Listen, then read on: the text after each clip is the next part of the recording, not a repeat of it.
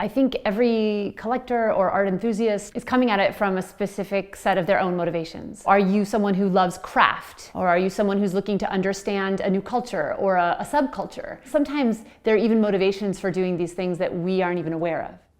I'm Mimi Brown, the founder of Spring Workshop in Hong Kong. I started collecting because I went to an Asia Art Archive fundraiser and I bought a work by Lam Tong Pang. After I took it home, I began to realize what a wonderful way art was to begin to understand a city, especially one that was foreign to me, and to begin to understand the questions going on and to access different points of view into a world that wasn't my own.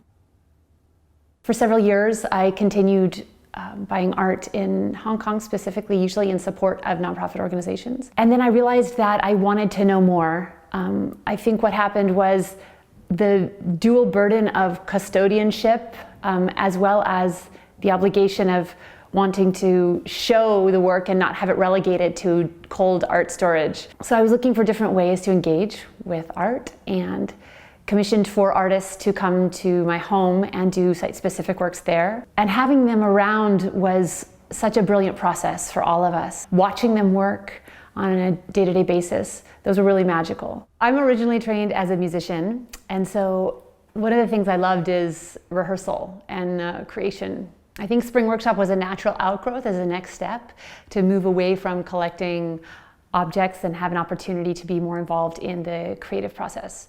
So what Spring Workshop was a 5-year initiative in an industrial neighborhood in Hong Kong.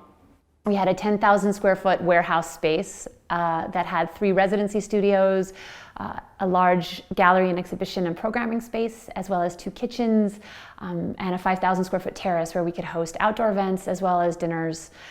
And meals were a big part of Spring, kind of having an opportunity to come and slow down the whole art experience. So Spring Workshop was an experiment with 3 aspects: artists, audiences, and support. And so in terms of artists, we were asking them to experiment with opening their practice to audiences. Often I think what collectors and other art enthusiasts crave is a chance to better understand the work. And so this way they had an opportunity to enter the artworks from a different vantage point, which is through the artist's eyes and through their own process. Secondly, with audiences, we tried to create public programs that were all about engaging the audiences as participants as opposed to passive observers. The aspect of experimenting with support was that Spring worked in collaboration with many nonprofit organizations as part of our mission. And I think in a resource-starved environment like Hong Kong, that was particularly important. There are organizations such as Asia Art Archive and Parasite and Hong Kong New Music Ensemble who are doing such excellent work, but are truly pressed for resources, whether that be space or especially residencies. So one way that we supported those organizations was by offering our residency studios to their visitors. I think what Spring was meant to be, similar to Delfina, is a campfire where people can gather around and kind of gaze into the flame and share stories and share dreams, kind of with the light at their front and the darkness at the back. This sort of sense of envisioning together and then going away and sleeping, and the next morning when you wake up feeling kind of refreshed and fortified and ready to perhaps take action.